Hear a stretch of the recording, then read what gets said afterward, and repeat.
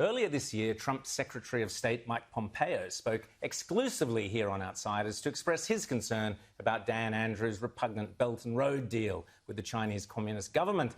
Thanks to that interview, which had the lovies running around like headless chooks, Australia got to learn for the first time what Andrews was and is up to and why Belt and Road is such an insidious program.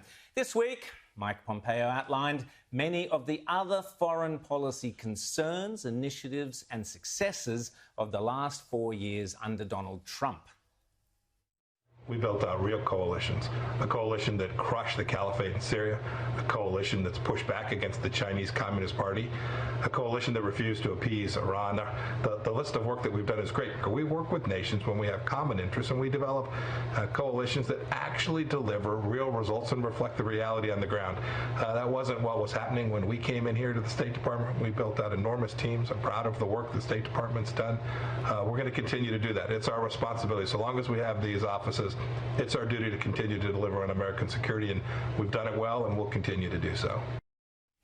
And he only scratched the surface. Peace deals between Israel and Arab states, as Rita mentioned earlier, moving the embassy to Jerusalem, keeping North Korea in check and so on. It's a phenomenal list of achievements for one term of office and no new wars.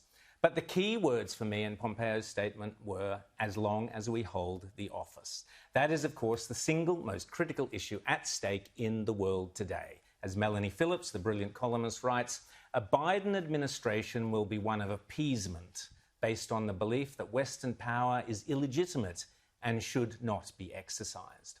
My fear is that Joe Biden, or Joe Obama, as they're now calling him, will simply surrender to the many malign forces swirling around us. Already he has appointed someone to his team who disgustingly supports Palestinian suicide bombers.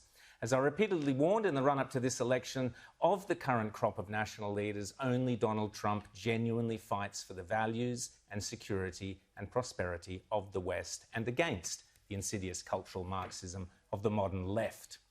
The practical elimination of unemployment, illegal immigration and oil imports, the tax reductions and deregulations, the hundreds of federal judges who believe in the Constitution, the deliverance of America from the terror and economic masochism of the Paris Climate Accord, the progress towards Middle East peace, the destruction of ISIS, the drawdown of forces and re-establishment of the theory of nuclear non-proliferation among completely irresponsible states, and the recognition of the Chinese challenge have all been important Trump accomplishments, wrote Conrad Black.